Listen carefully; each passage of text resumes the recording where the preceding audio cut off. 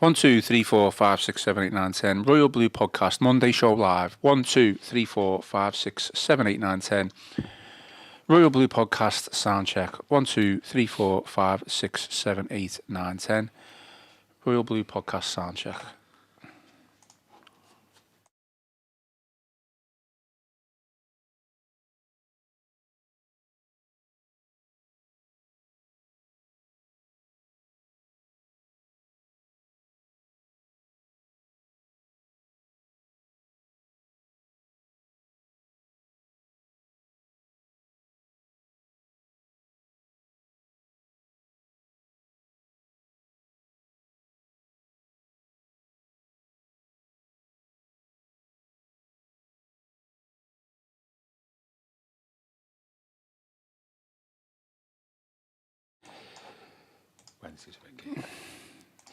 Hello and welcome to the Royal Blue Podcast. It's the Monday show. We are live and I am your host, Ian Croll. Joining me in the Royal Blue studio today to talk all things Everton, we have Chris Beesley. Chris, how's the mood? All good? Well, I don't know about that, yeah. What was that? Is that all we're getting for a bit of preamble, is it, Chris? Come on. No. Bit of enthusiasm. No, it's just a straight no. I said on Friday, to be fair, Everton's malaise at Old Trafford unfortunately went back a lot further than Sean Dyche, but that display was really up there with some of the worst we've seen over that 32-year period in which it's just been the single Everton victory. So, yeah. We've also got Gav Buckland. Gav, how was your Sunday afternoon, or dare I ask? Well, I went for a few beers after the Everton game, so that was that was the other side of the coin. Yeah, which I enjoyed, but the beers saved the afternoon. 1:30 and 3:30, shall we say, which is dark and as moody as the weather at the moment outside. Absolutely. Okay, well, today's agenda, obviously a lot to get through. We are going to react to the Manchester United result, all the fallout from that. We're also going to preview Wolves ahead of Everton's Wednesday night fixture at Goodison Park, and we'll also discuss the season ticket prices for next season, which were released by the club on Friday afternoon. So, as mentioned there, a lot to get through, but as always, give us a thumbs up, drop us a like, and subscribe to the channel if you haven't already. We are live, so as always, please get involved, interact, leave a comment, leave a question. Plenty coming in already, and I'll try and get through as many as possible. One here, Gav, already, straight off the bat. Gavin Cunningham. I wondered if Gav, on the show, still agrees with Dyche's methods. Well, Gavin should keep together, shouldn't we? That's what I thought, yeah. Ever saying I agree with Dyche's methods. I can understand his methods in terms of the cards he's been dealt with, in terms of, as he likes to remind us, he's only had a limited amount of money to spend, and we've had a few injuries, but I don't recall saying I've agreed with his methods. I understand them, and I agree with some of the team selections that he's made, but also said I disagreed with some of the teams, like even last week, even yesterday, but I don't say I've agreed with him. I understand what he's tried to do. I think Dyche only has one. We all know this. Dyche appears to only have one way of playing football, doesn't he? And that's been apparent since his Burnley days. Whether that's right or not, I'm not sure. But once I agree with his methods, in a way that actually, if that's what he's dealt with and that's how he's trying to get his best out of his resources as a manager, if that's what his choice is, but I wouldn't say the end result is that actually I think it's great what he's doing. Far from it. Should be doing more, particularly in the final third, as we will discuss doubtless during the course of the podcast. Well, yeah, good question. Yeah. Okay, well, yeah, as mentioned, get your questions in, get as many in as possible, and I'll try and read out as many as possible. Chris, I'll come to you then. 4-0 defeat. Sean Dyche didn't believe it was a collapse.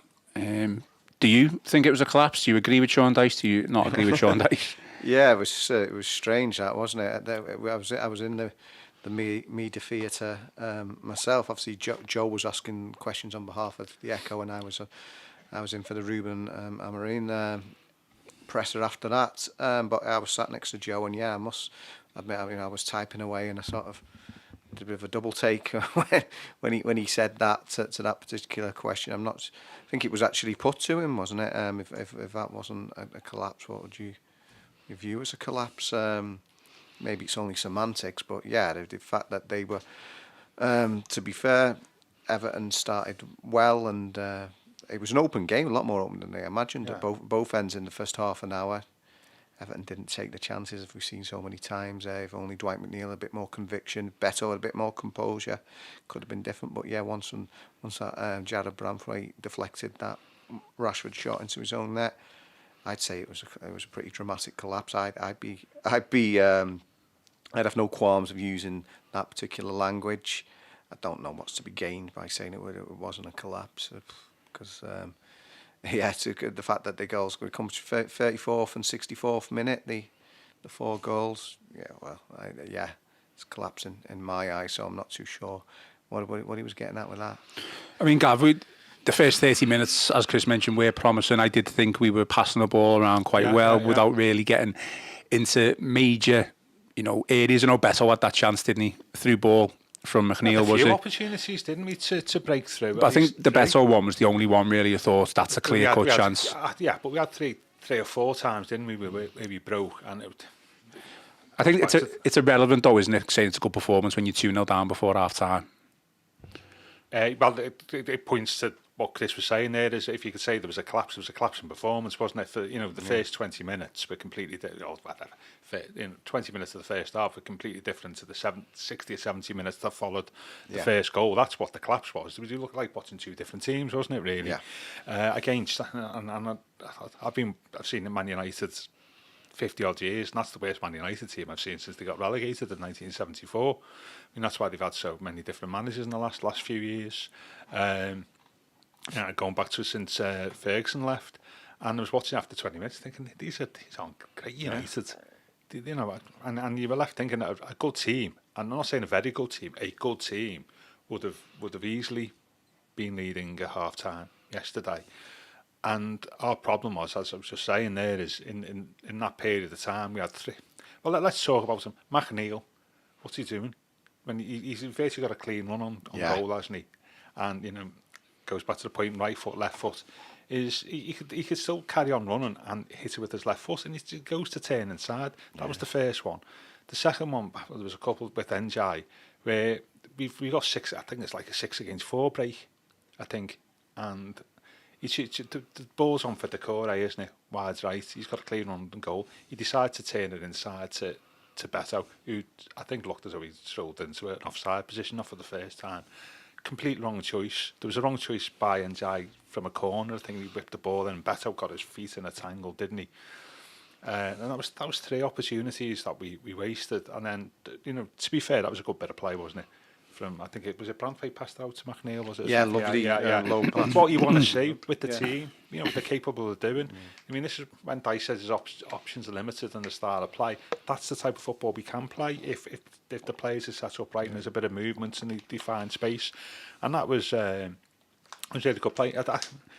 Saying that, I don't know, it was on Match of the Day last night, I thought that was quite an acute angle for Beto. It wasn't an acute angle. I think you should. I think a decent strike would have got that on target. And the other bomb, which I think was which we've forgotten about, is where Beto could have played the Decore in.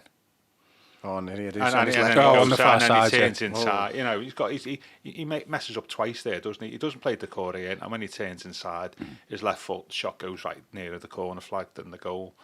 And that's just in a space of 15 minutes. Yeah. And what you saw there was a painful lack of quality, a painful lack of. This is the difference between decentish players and good players. It's just decision making in the final third. And in that, those 4 or 5 instances there, you've probably got 5 wrong decisions made.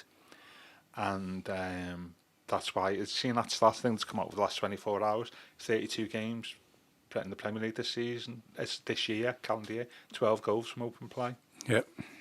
And that's the reason why. That was all to see yesterday. Lack of firepower, and backed up by a real lack of decision making in the final third, and that ultimately cost us, because a decent team yesterday would have been 2-0 up against Man United after half an hour, because they're not great, and that really cost us yesterday. And like NJ, who's had plaudits, obviously, he showed some really great touches, didn't he? Beat a man and all that, but goes back to what we were saying in the pod a couple of weeks ago. It's all like beating your man on halfway line and skipping past him down the line looks really good. I want to see it in and around the box, affecting the game and doing stuff. And he had 2 chances yesterday at least to do that and failed miserably on both occasions, and that frustrated me. And ultimately we paid the price with some, as we'll talk about, at the other end of the pitch. We weren't great, were we? No. We'll stick with United, but I just want to address a comment from David Reeves, who don't recognise the name. Don't know whether he's a first-time commenter, but he says, you guys are part of the problem. You have not asked them enough questions about the team selection and poor subs and no plan if things are going wrong. It's left to the fans to vent. I mean, I completely disagree with what David's saying here, but we've said time and time again that we know Chris and Joe go to the press conferences. Yeah. You guys don't ask questions during the broadcast section. You ask, in the print section, and I know you and Joe continuously ask Sean Dyche these questions, and obviously you put it out in your written content. I don't know what more you guys can do, really, in terms of the questions that, certainly when, you're both going and stuff like that. I will disagree with him. It's an easy shot at us at a time when everyone's hurting at Everton. Exactly. To question the professional integrity, and I'll be angry about that because I think it's lazy. Really, I think it's lazy. It's desperate, and you can probably see in my tone here. Yeah, I'm not having that at all. That's wide of the mark. And to be fair to Joe, he was very quick on that. Joe, it is part of the one that you do see after the match, and it was Joe asking them, and Sean Dyche made a comment about where he said that people would try to paint a bit of a narrative that wasn't correct about him, and he replied to one of Joe's questions like that, and then straight away Joe was back in there defending himself, and then Dyche was on the back foot, to be fair, saying, I didn't mean you specifically, I meant the media in general. So no, I'm not having that. We're all hurting at the moment, but I'm not going to take that from somebody coming in saying. I mean, I had big issues last season. I was after the Chelsea game, the 6-0, and I talked about people needing to give their head a wobble and stuff like that. If they were questioning at the time, I think it was vindicated in that respect afterwards. There was a lot of issues over that one. And someone saying today, before we came on to the podcast, about when you're going to admit you were wrong over Dyche. I mean, that was last season. This is this season. I don't think this season I've ever sort of defended him in that respect or said anything on those grounds. It's all well and good. I mean, like I said, we're all hurting, but it's easy to say, oh, you should say this. You should go up to Sean Dyche and say, this is how it is, Sean. You should be doing this, that, and the other. Come on, these are people who have never been in a professional journalist's shoes, and in the same way that we could all entitled to our opinion, but it's all well and good being Mr. Big from the sidelines and saying you're going to tell Sean Dyche this is how it is. World doesn't work like that. Can I just add one example of that? I think a couple of weeks ago, somebody was saying, can't remember, the press should ask why Dyche is not playing NJ at number 10, right? Okay, and I think after the press conference before last, Joe questioned Dyche on it in the written bit, not in the broadcast bit, and Joe put a piece out on the Saturday, which is a balance view about why Dyche is not doing it, blah blah blah. Read it yourself. And there was a couple of comments underneath saying, "Why have you put this out on match day?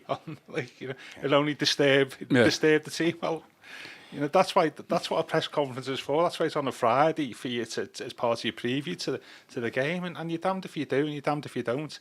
And yeah, I totally agree with Chris, and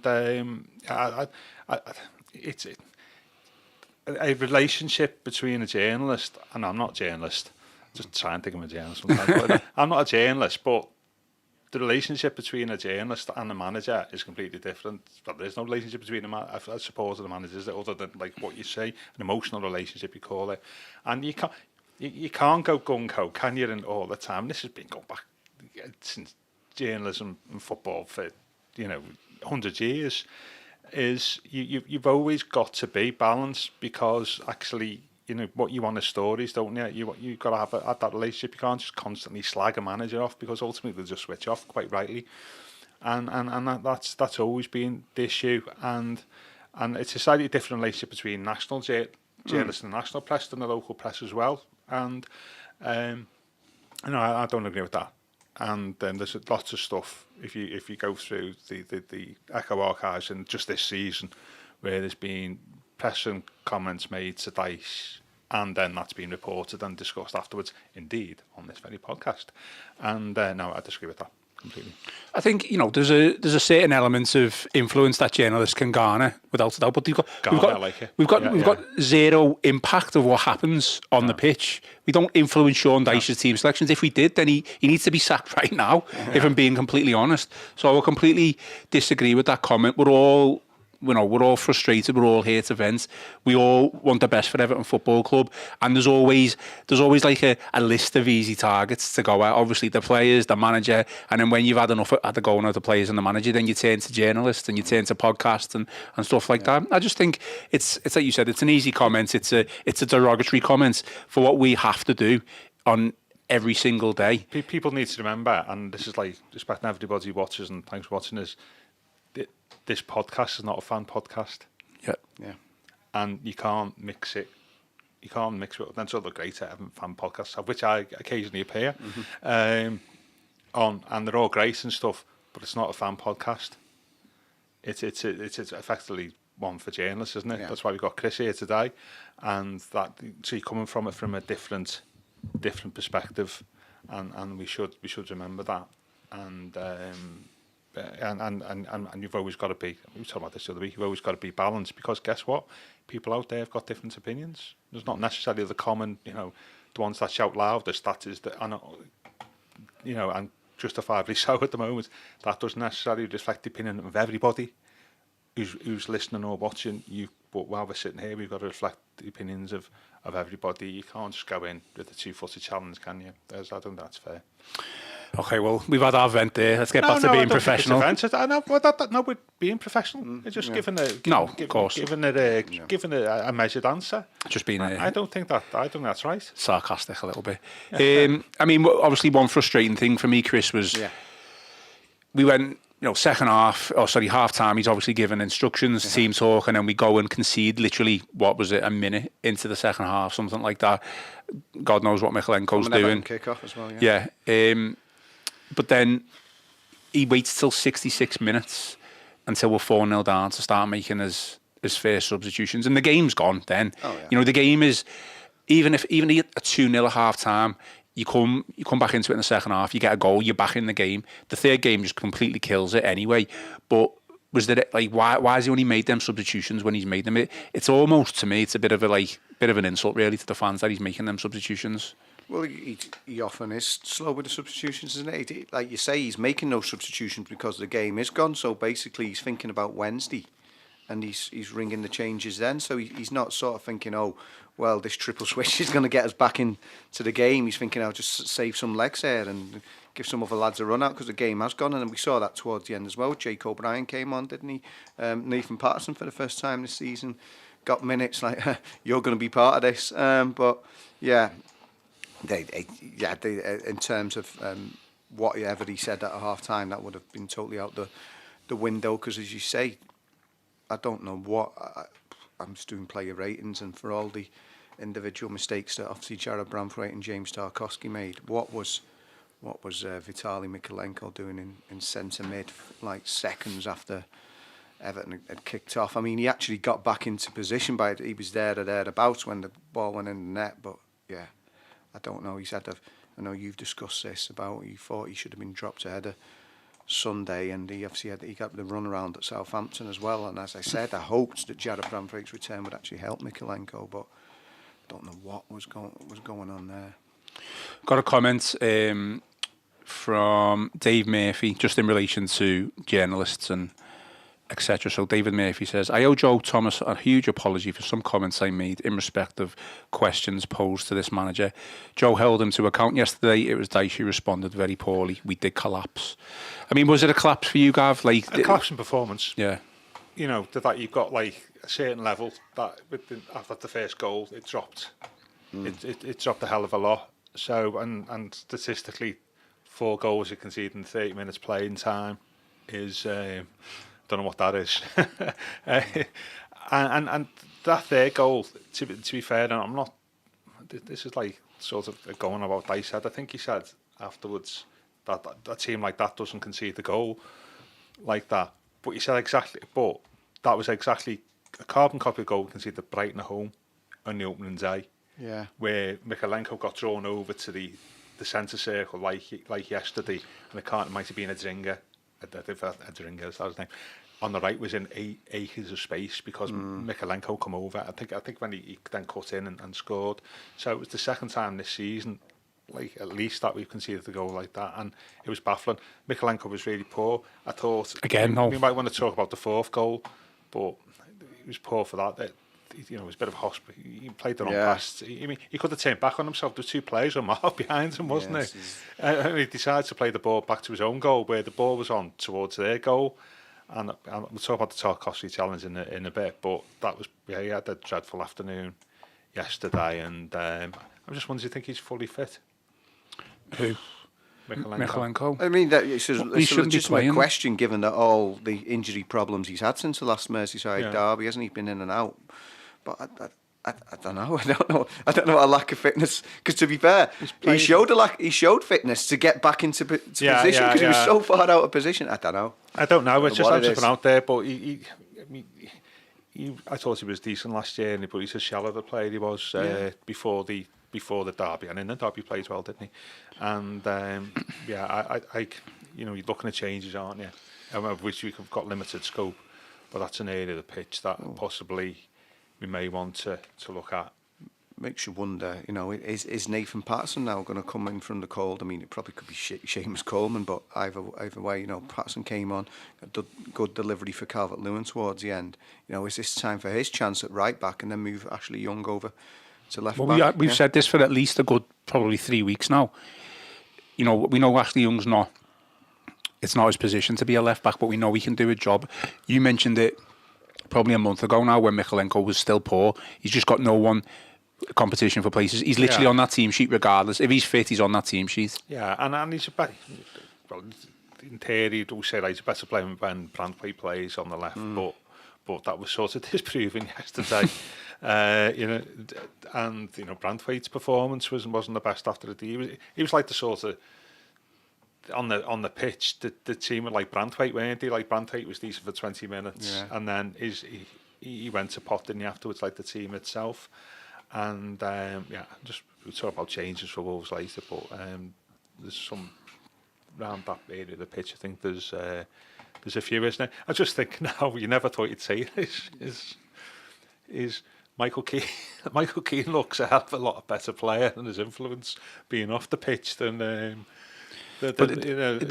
what he has done when he's been on it. This is another thing that I think we all kind of agreed with before Branthwaite was thrust back into the team. Who'd you put back in alongside Branthwaite when he's back in? Is it Tarkovsky and Keane? And I think we kind of quietly all said it should be Michael Keane because Tarkovsky's been quite poor. I know we suggested, well, you should keep that partnership together of Tarkovsky and Branthwaite because sometimes it's better to have a good partnership than individual talent. Shows that, doesn't it? But I think that's looking maybe a bad decision now. Yeah, and also as well as saying because Keane plays on the left-hand side of the defence and Branthwaite does. It's a like-for-like swap. Whereas if you bring Branthwaite in for Tarkovsky, you've got two positional changes to make. So because you'd obviously moved Keane over to the right-hand side and Branthwaite over to the left. So there's two switches in the middle of the defence, which cannot be ideal sometimes. But Keane looks a far better player on the bench now than what he had at the start of the season, which I suppose is reflecting the malaise on the pitch at the moment, to be fair. Okay, I've got a couple of comments, but before I do, I've collated a couple of comments there, but I just want to read out some numbers and I'll put them to you, Chris. So, sorry. I mean, I'm just wondering what this is. I can see it on the sheet. So season numbers so far. So the second lowest chances created in the Premier League. Yeah. Joint lowest goal scorers in the league. 7 wins in 35 matches. 1 home win all season. Not scored a goal since October. And the only teams we've beaten are Palace and Ipswich, who both sit 17th and 19th. You were obviously, and I think you've been proved right, big defender of Dyche, to say that we shouldn't sack him last season when it was, it was after the Chelsea game. I think there was certainly a lot of calls for that, and obviously the 13-game winless run. We're not at a 13-game winless run right now, but we have just been trounced 4-0 against United. You know, a similar scoreline to the Chelsea game. With those numbers, do you see Sean Dyche changing things around with the run that we've got? I don't see him changing things around in terms of his tactics. No, but I mean, obviously, results. I think it's a massive week. We talked about the fact they've only won that one Premier League game all season at home. That's not good enough, and now got 2 home games in the space of was it 4?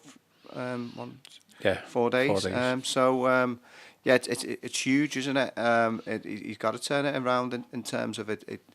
It's not been good enough this season. Like I said, Goodison Park's final season. I know it's another thing. I think people are justifiably getting frustrated about comments saying that just because it's Goodison's final season doesn't mean things are going to be better. I think everyone was hoping that they would push on after what happened last season, like, trotting it out, but it's true. They would have been level on points with 11th place Brighton if it hadn't been for the points deductions. So for all to do well in those trying circumstances of the unprecedented stresses and strains of the 2 points deductions, the hope was with decent summer behind them in terms of the transfer market, with Bramthwaite and Calvert-Lewin being retained, that I think there were justifiable calls that, okay, nobody was expecting them to push for Europe or anything like that, but they could improve on what they'd done the season before, and the fact that so far it's been not as good. It was actually unfortunate on Saturday because Joe was just in the process of trying to ask Sean Dyche, did he think the team had gone backwards this season, and somebody else actually chimed in and asked the question.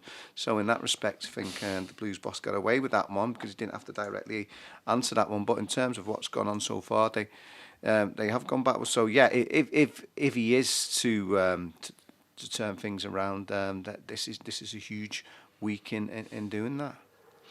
Gav, question directed to you from Stephen Kelly. All right, lads, looking forward to getting your book, Gav. How bad does it? I've got a book out, didn't I tell you that? You have got a book, yeah. And you can buy it by going to the link in the description. Thank you. How bad does it need to get before a change is made?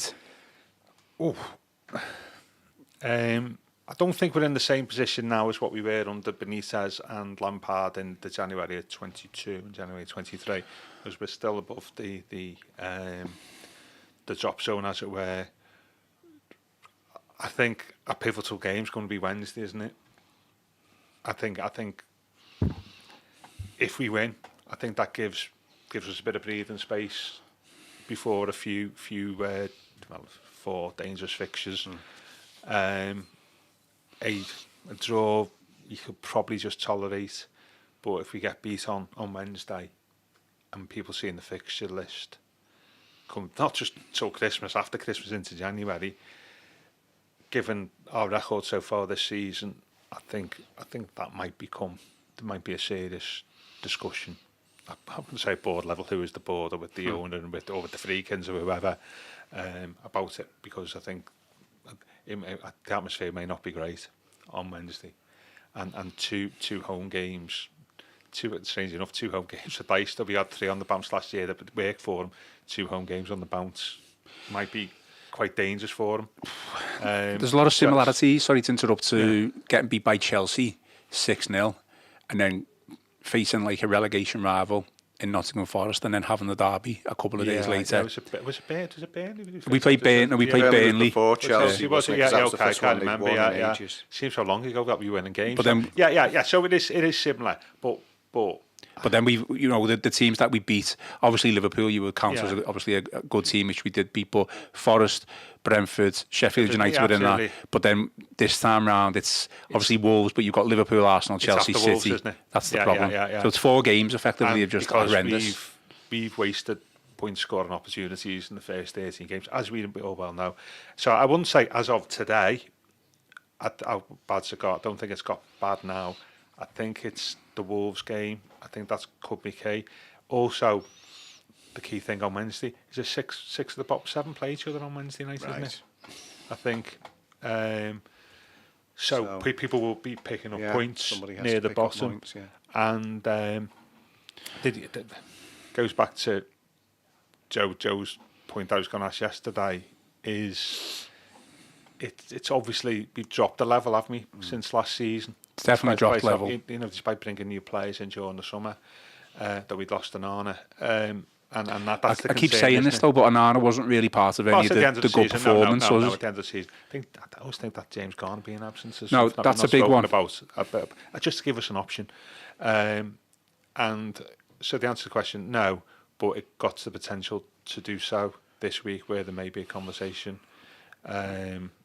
So we'll see, but we're still out the top zone. Dice is a bit lazy view. I suppose Dice has kept us up twice, so what's to think he can't do it again? But it's a different feel, isn't it? At the moment, I think. Yeah, That's the worrying thing for me. I think the problem just still stems from the fact that the chaotic, situation with the ownership, and people know my feelings on Dice, so I don't need to explain it. But I've seen people going, we need to sack him now, and then we need a long-term strategy and long-term plan. You're not going to get that right now. No. You're just not going to get that right now. Issue, isn't it? Yeah, that's the huge dilemma, isn't it? So you'd either, you do. He's obviously going to have probably Wolves and Liverpool. We see where we go from there. But if you were going to sack him today, which is not going to happen, then I just don't know. I just don't see. It's a firefighter manager that you're bringing in. Basically, it's a Moyes, and then you're having to give him at least 18-month contract, and then at least he's going to take us into Bramley-Moore if we stay up. Yeah, I don't think Moyes would consider himself a firefighting manager, to be fair. If you know what I mean, because he'll say he won a job for the long period. No, but he'd be putting a few fires out. Yeah. But I think, do you think he'll get both games? Do you think if we get beat on Wednesday, he'll stay for the derby? Well, it just has to me. It goes back to my original point of who is there to sack him now. Yeah. So people think we're kind of in the know of who can do what, and can the director of football sack him? Mashiri's the owner right now. He owns the finances of the club. I mean, one question, Chris, I don't know whether you'd be able to answer. I've seen this a lot. If we were to sack Sean Dyche now, does he get an extra 12 months on his compensation package? I don't know what the ins. I've heard a lot of rumours with regards to that. He's denied that, hasn't he? Has he denied that? Yeah, I think he was asked the question a while back, and he's denied it. Because I know Alan Myers put out a tweet saying if a decision was to be made, it's nothing to do with being a financial aspect of it. No. So if that's the case, then the club obviously are backing him to a point. That's got to be Thelwell backing the manager right now. Yeah, absolutely. But when they said that there'd be discussion afterwards, I'm not saying that it'll go afterwards. I'm just saying it'll just raise the stakes a bit more, won't it? Raise the pressure, especially with the derby. Changing the manager 3 days before the derby or 2 days, I'm not sure, but it may be both games. But a win on Wednesday would buy us a bit of breathing space, doesn't it? Really, and that's what we're hoping for. A couple of other things from yesterday, by the way. I never ever tweet during the game. I never ever tweet the comments on players' performance unless he played well. I thought Tarkowski for the 4th goal. I think it was just pathetic.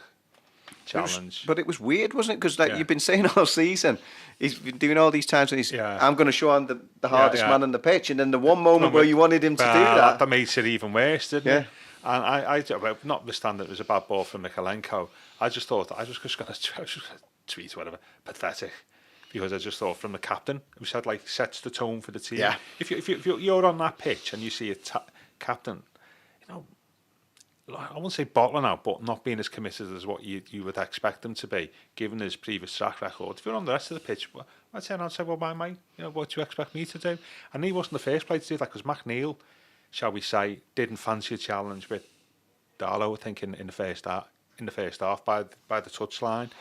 And then tried to claim for a foul, and he was, as I say, not as committed as what he should have been for a professional footballer, and that was sort of symbolised what we were like after we went a goal down. You want more commitment from that, and those are 2 players that Dyche has obviously brought from Burnley, and that was equally symbolic, that the players he trusts. So I mean, I think a defeat on Wednesday might raise the stakes a bit. Not saying that means he'll go, but there might be conversations that perhaps we weren't expecting. So it'll just be interesting to see. I think that there's a lot of, certainly a couple of players, Tarkowski included, and it's going back to the competition point, that were just in that team regardless you know. But and then people go, well, the squad's small, the squad's not good enough, there's not enough players to come in. Well, I completely disagree with that. You've got Michael Keane who could have come in for Tarkowski if needed be. I know we have Branthwaite out. You've got Jake O'Brien who could have come in, you know, a player who we bought in the summer. Option-wise for the left-back, we've discussed Ashley Young.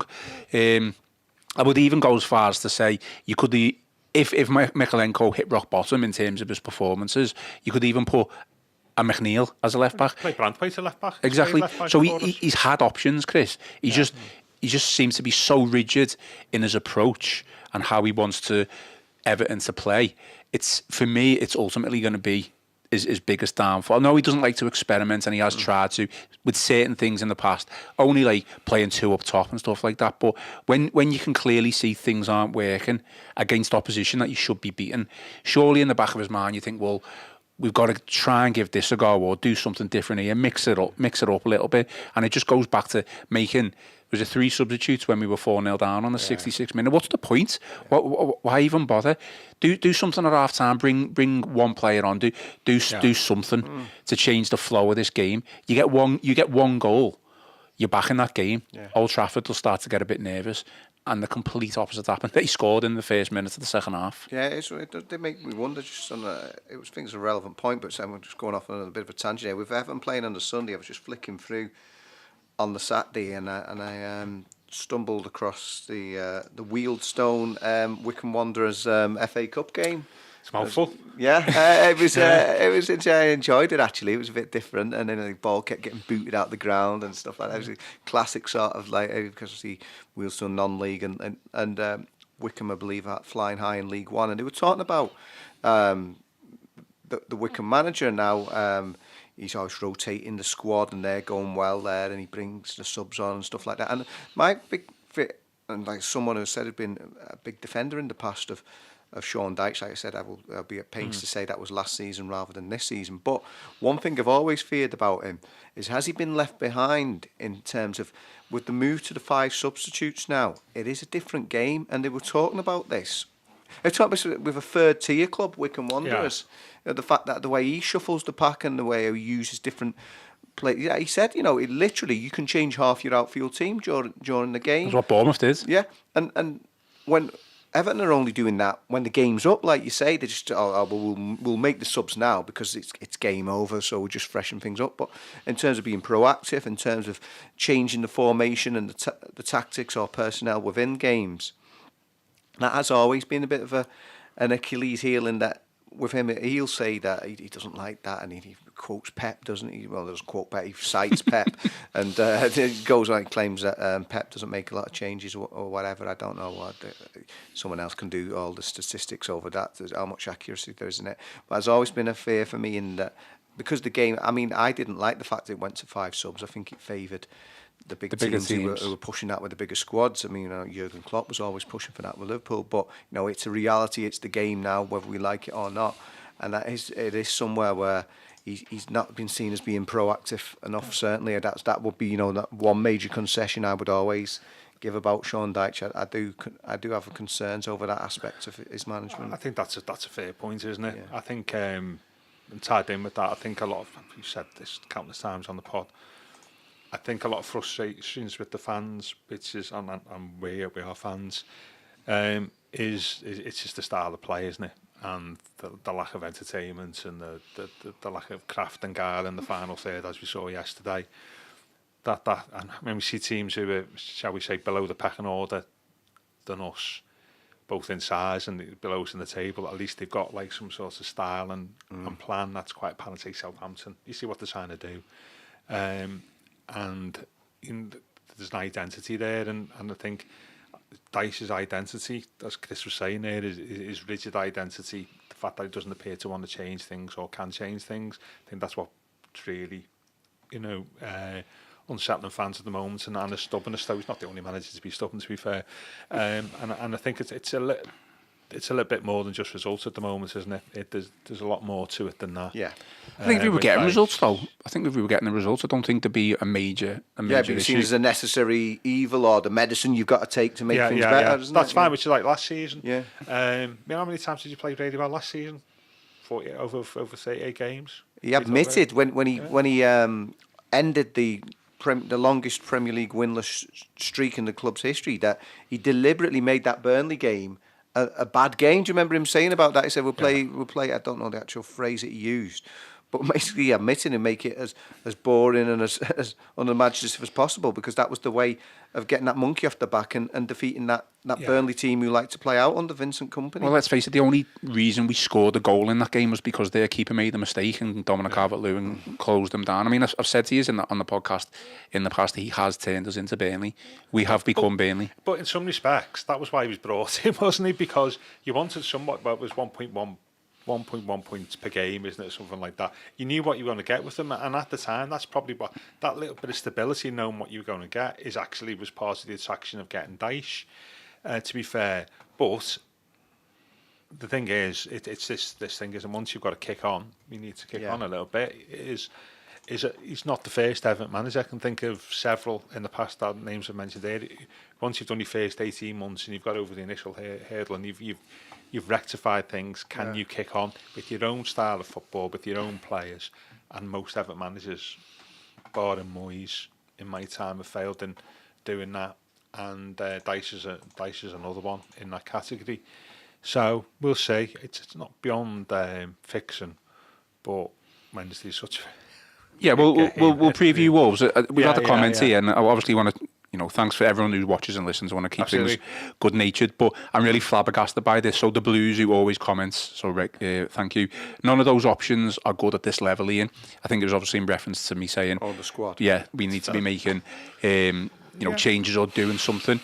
You've got a Nathan Patterson, you've got a Mangala, you've got a Harrison. Just even if it doesn't work, at least he's tried something. He just didn't do anything. That's the point I'm trying to make. And Mangala, the fact that Mangala didn't start in itself I was amazed with that. Is just baffling. I'm sick to death of. I've been a bit of an advocate over the past week or so for Decore to go back to the number 10, and we've discussed that on Friday's pod. I'm not going to go into it, but as this deeper lying holding midfielder, which he seems to be playing, Mangala is the most better suited player as an Everton player on that pitch.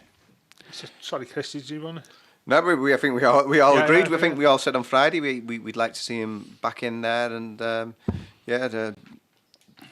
Corey. I mean, again, it was it says he's facing the wrong way, wasn't he, for that pass to Bramford played him in trouble. So yeah.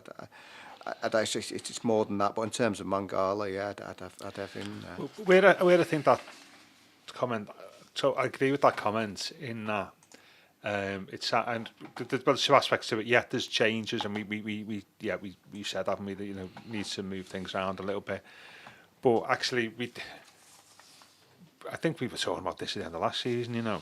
Is those players saying we bring in, all the players we've got at the moment that are decent and NJ or whatever, are they any better than the clubs around us?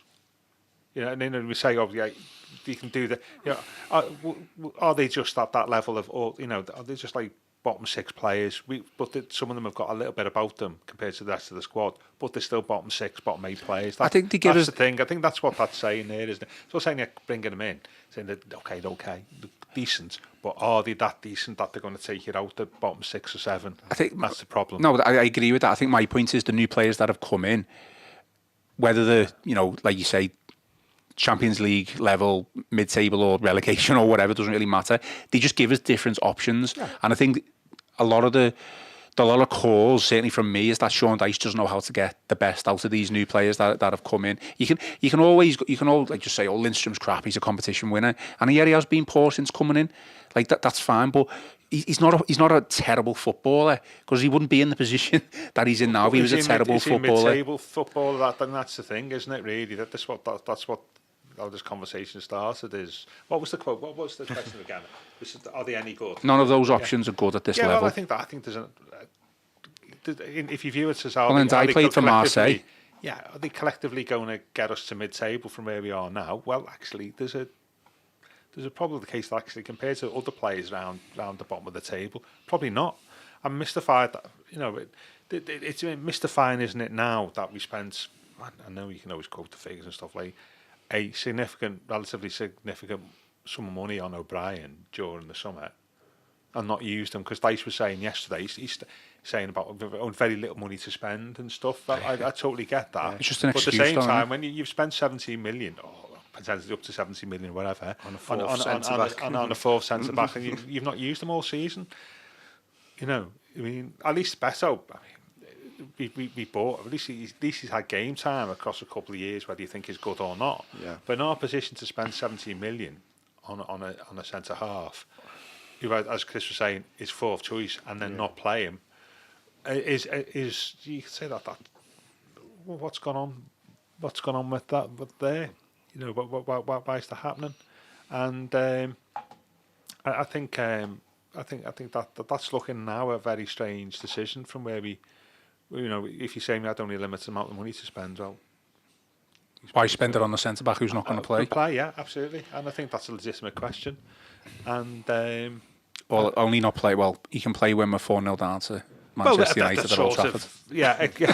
Sorry, I'm just accelerated the discussion. being sarcastic. I mean, I think that was brought out. I think there was you or Joe said that it just sort of highlighted the issue even more. The fact that he came on, he would have been better bringing. Even bringing Patterson on when he did, Yeah, it was a strange one. To be honest, like what's he going to gain from those minutes on the pitch, other than Ashley Young getting a really good reception from the opposition fans? I picked Young up on Friday. He was another one. Had a bit of a mare yesterday, didn't he? But yeah, I think that's a fair comment. As much as what we're saying, changes are bringing, you need to bring it in. Different players, are those players massively going to elevate the team? And they can't do any worse than getting beat 3-4-0 though. No. Well, at the moment, but the one within that is definitely Mangala. Within that, I'm baffled why he's not played him in the last 2 games, and played Decore there. Whose limitations in that role are well known, aren't they? Okay, we're about 48 minutes in, so I want to talk about Beto and I want to talk about Wolves, and then we've still got to talk about season ticket prices, so we'll go through. I mean, Beto, Chris, he gets a start. I've got a stat here. So it's his 10th start in the Premier League for Everton. 5 of his last 6 starts in the competition have been against Manchester City at home, Man United away, Newcastle away, Chelsea away, and Manchester United away.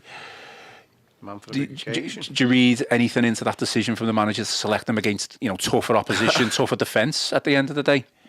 Yeah, I don't know. Maybe I'd said at the time, I wondered, there was one eye on these 2 home games when he made that decision. Obviously, Calvert-Lewin hasn't scored since the Villa game in September. So on the one hand, he's giving his number 9 to kick up the backside and saying, look, you're not a shoo-in, whatever. But is he almost like he was looking, almost not treating it as like a free hit as such, but is there a bit of an element in that we're going to be struggling here anyway, so let's sort of save DCL for Wednesday and so you think he was worried about playing Calvert-Lewin playing 2 games in the space of 5 days? Fair point. Yeah, that's a good point. Yeah. I mean, within that, there's an also threat there, though, isn't it? Didn't he play? I think it was he played Ella Sims at Old Trafford, didn't he, in 2023? Yeah. Didn't he play him in the derby? At the derby as well, Anfield. At Anfield. So not only did he play Beto in the big games, he played Alisson's come on as a sub, didn't he, at Chelsea, I think, when he scored. Yeah. But he's played Alice Sims in the big games away as well, which is interesting. So it may not be, I think in certain games like yesterday was understandable. Maybe it's just a strategy that he wants. Maybe he thinks that better. You have a bit more space against the bigger clubs, and that's more his game, to play the ball in behind them, as we seen yesterday. That did work to an extent, certain periods. But it's painful, like a quality and decision making prowess with Beto is just there for all to see, isn't it? Really, it is amazing. Whenever he's on the pitch, he does seem to, by hook or by crook, he gets more chances than Calvert-Lewin. Yeah, but he's like you said, the composure in terms of. It's just the decision making, and you know, yesterday I could have a separate podcast on this, like lots of things. As professional footballer, and you talk about marginal gains. Biggest marginal gain, what an obvious one, be able to kick with both feet. You're on X tens of £1,000s a week, and you can't even make an effort, have a good effort with your wrong foot. And I think that's. You know, when you talk about price of tickets and stuff like that, you expect with the money that players get from the tickets to at least be able to be able to kick with both feet, or at least have your weaker foot, at least make it workable. But they were 2 efforts from McNeil and Beto where it was quite obvious, wasn't it, what they were trying to do there. You know, Beto was just like sliced it completely with his wrong foot, and McNeil obviously didn't trust his right foot. And I just think that's shocking, really, with the professional footballers in general, not just Everton players, just generally. We should be expecting more. Okay, we'll do season ticket prices before we do Wolves, so we're going to have to do our predictions. I won't ask for the team selection because we won't probably know ahead of Wednesday, and this is the first show this week, and we're not going to do another show now until post Wolves. So season ticket prices, I'm going to bring them up on the screen, so anyone who's watching on YouTube will be able to see Everton's season ticket prices. I said I'm going to bring them up on the screen, but I'm absolutely lying. Here we go. Oh, there they are. Thank God for that. We've been replaced by some numbers, Gav. We've been replaced by numbers. So the pod is collapsing. Like Everton's defence. Interestingly enough, so if anyone who obviously watched or listened to the pod on Friday, we were talking about season tickets. We flushed them out, didn't we? Yeah. And then as soon as we come out of that pod, you get briefed, Chris, that there's going to be a release of the season ticket prices. So we were genuinely unaware that was going to be the case. Not while we were recording. Not while we were recording. It's a fast-moving world at Everton often, isn't it? First off, Chris, what do you make of it? I don't know if you can see the numbers there. I remember. I can't see them from here, but yeah, I've got... I mean, people might say, it's easy for him, he's getting in on his press batch, but I think the general reception was that they were very fair. I think it was actually discussed before the numbers before they dropped. Colleagues who do pay for their Everton season tickets were talking about it, and I think there were fears all round that there could be season tickets in the four figures, over the £1,000 mark, and that wasn't the case. And that, 199 for the under 11s across the board. I think the most expensive one was £900, wasn't it? Which, Gav, is that just over 50 or just under 50, somewhere around that mark, about per game. So, what they also do is there's a lot more variation in there. So, I think it was something like, there's 10 different sort of price categories at Goodison, and maybe about 34. Off the top of my head, I have to read my piece, but something on that score, and there's a lot more choice in terms of just how much you're going to be paying. I thought they were generally well received. You're always going to get somebody complaining. That's the nature of the beast, and a stadium that holds nearly 53,000 people there. But it seemed very fair. And I asked the questions in the club. I said, did the Free King Group have any input on these prices? And no. This is the culmination of hopefully why the fans as a whole think that they're fair, in terms of a lot of consultation been done with supporter groups and workshopping over the last couple of years, and also I guess price is going up at Goodison to maybe sort of make that less of a jump when it did come to the new stadium. But all in all, I think that they've been received as genuinely fair for the fan base. Just before you come in with your point, really interesting point what Chris said, that the Freakins have had no input, and that's fine. Surely, I mean, there was some sort of conversation with the due diligence, surely. Possibly, and maybe they're happy with it. I mean, I applaud, the pricing policy here, and it's good that as a consequence of close working with fan groups and stuff like that. I think that's really good. It also shows as well that, talking about pricing, is the 5,000, whatever it is, 5,500 executive boxes, and the places that are on executive seats, and they don't have boxes anymore. One of the advances in the stadium, by having a large amount of corporate, that sort of subsidises that can be used to subsidise the tickets for just the ordinary season ticket holders, and I think that's possibly at play here, which you don't get that at Goodison. So I think it's pretty fair. Also, as well, we just had the team and stuff's getting rightly criticised, and they said slagged off there, but criticised at the moment. And sometimes stuff like this, when it comes in, you just pile on top of that, can't you, really? But actually, the fact that people haven't indicates it's probably a pretty fair set of prices. I mean, I don't pay, so I can't comment on it, like whether it's affordable or not. But I think it's the club looking at something with a degree of common sense. I think it's probably, if looking at it cynically, I think probably smart is actually you don't want to overprice in the first season and then see demand drop a little bit. The smart move is actually underprice a little bit in the first season, see what the demand is, and then build up after that. I think that's probably what will happen, understandably so. And so I think it's both smart and shows a degree of common sense. Interestingly, going back to our conversation on Friday, we've not seen the individual match ticket prices yet, and I don't know when that's going to happen. There may be that they may be slightly higher than what people are expecting. Well, they will be, won't they? They definitely will be. No, but we're expecting a certain amount for season tickets. It's below that. What we might say, actually, as part of the strategy, is actually keep the season tickets relatively cheap, if you can call it that. But actually, the individual match day tickets for people who are just going to one-off games or whatever, 3 or 4 times a season, may be higher than what you think. So it'll be interesting to see what they pan out at. But I think it's smart and shows a lot of common sense, and it was good to see for once supporters coming back to the club and saying, yeah, this is very sensible and not as bad as what we were expecting. Very brand new stadium, blah blah blah. Yeah. Did you want to come in then again, or? No, just say that as what Gav was saying in terms of all that they're actually going to get with that, in terms of the amenities and the improvements in that respect. It seems a very welcome decision across the board, I would say. Yeah, I haven't got the numbers for comparisons for other teams, so probably should have brought that in before we came in. But so I don't know the comparison. But what I have got is the comparison for me, someone who goes as a fan. So we were talking about it before we came on here, and I think the general consensus is everyone is content with it. I think people are saying it's fair, and I completely agree. What I will say is that it's good that people can say that and they can afford it. I'm sure there's a couple of people out there who probably think, oh, that's probably a bit too much for me now, and are getting priced out.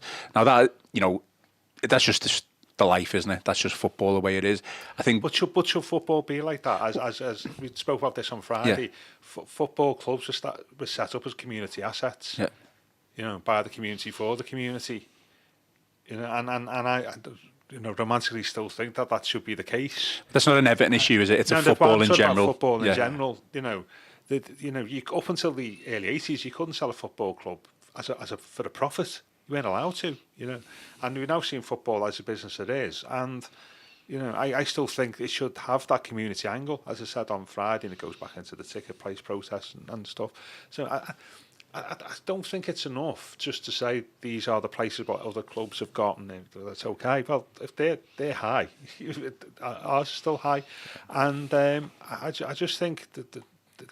I said I accused football of being hypocritical on Friday about support and stuff off the pitch, which I think is great. We had the rainbow laces and things at the weekend. That's fine. Fully support the right to do that.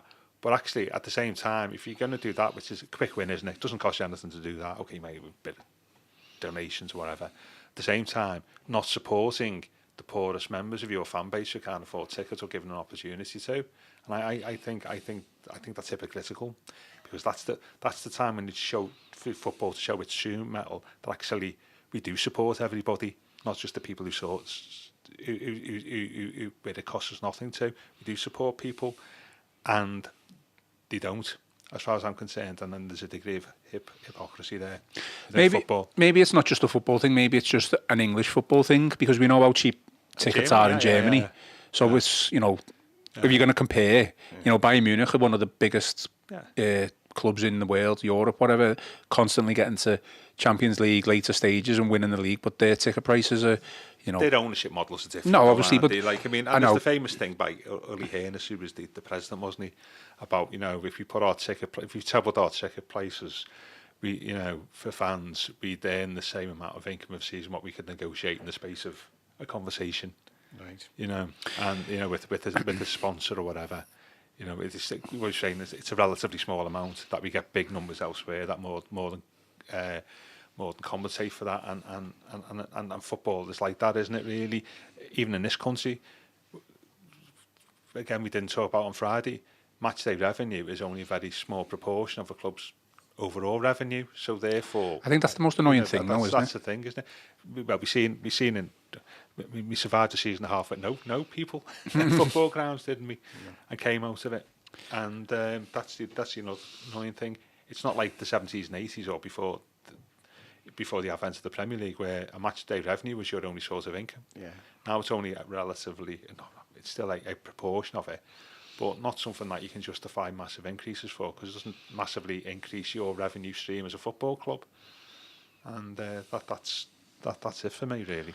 Yeah, that's I mean, podcast and that, really. So for rant. Just on the ticket prices for me personally, I think that it was expected to be the price the way they were going to go. Someone who sits in the lower Gladys, I think I paid $6.50 last year, but I think I have to pay a little bit extra because you pay it off each month.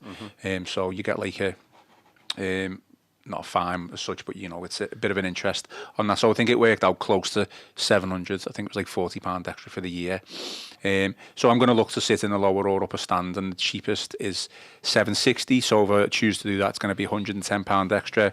Upper stand is £7.80 is the cheapest, so it's £130 extra, and then the highest, most expensive seats in the upper stand is £8.30. So if I'm looking to do that, it's going to be £180 extra. Is this the south stand you're looking at? Yeah, sorry, the south stand. Yeah, I didn't clarify that. The lower part's going to have the seating, the rail seating, isn't it? Because it's interesting in that respect, because not by law, but government guidelines suggest that it should be 14 years old or more to go in that. You are allowed in if you're younger, but they've created a special tariff for that for 14, I think, to 21-year-olds because of that. And also, if you're one of the, I was going to say old boys, but old girls as well, who remembers the terraces from first time round, you can go in, but you're not going to get your senior citizens discount either for that one. Why are you looking at me like that?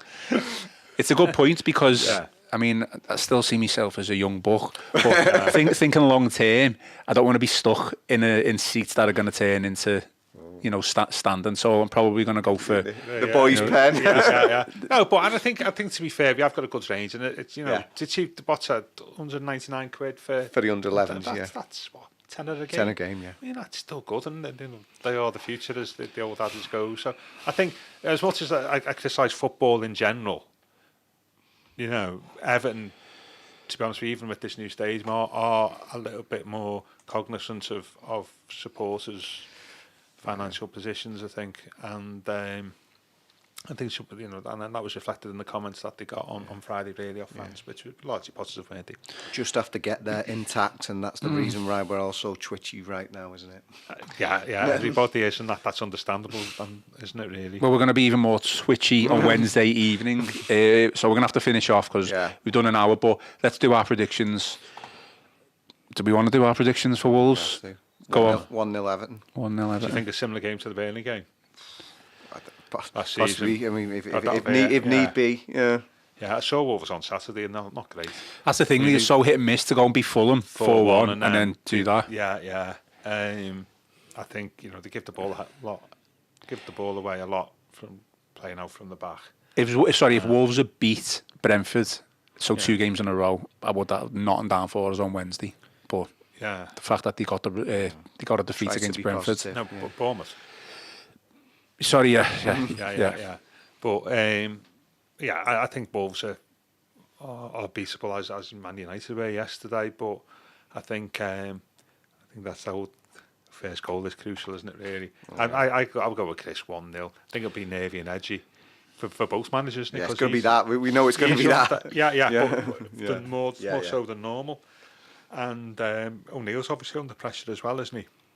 And could be a squeaky bum time, couldn't it, really? He was Bournemouth manager, of course, on the last day of the season when they stayed up, Gary O'Neill. Right, okay. There Well, you go. I'm not going to be as positive, to be honest. I'm going to be realistic. I think it'll be a draw. Would you take a draw? Well, if it means that the other option is getting beat, then obviously, yeah. But Yeah, when you're talking No, I about wouldn't take future it- and stuff I like wouldn't this take off a the back draw. of this game. I think Do you think there'd be a discussion about Dyche's future if we draw? I think obviously, yeah. Because it's that question: when does it become a thing where Dyche's got to go, whatever? But with a draw, still keep him in the game, as it were. It's a good question. I completely understand what you mean. I think a draw obviously keeps the fans frustrated and annoyed, and want them to go. But I think probably within the club, they'd probably just stick it out at least till the next the derby and Arsenal. Yeah, absolutely. And I think what the results elsewhere on Wednesday might come into it. Well, we could end up in a relegation zone, couldn't we? That's where I'm coming from. Yeah. Right, well, what did I say my scoreline? I think it'll be 0-0. I'm going to go with a 0-0. I think that's understandable. Yeah. Okay, we'll call it a day. That is all for today's show. Thank you, everyone. Please remember to give us a like and give us a thumbs up and subscribe to the channel if you haven't already. And as always, leave us some 5-star reviews on Apple and Spotify. Most importantly, enjoy your day, enjoy the rest of your week. I've been Ian Croll, joined by Gav Buckland and Chris Beesley, and this has been the Royal Blue Podcast.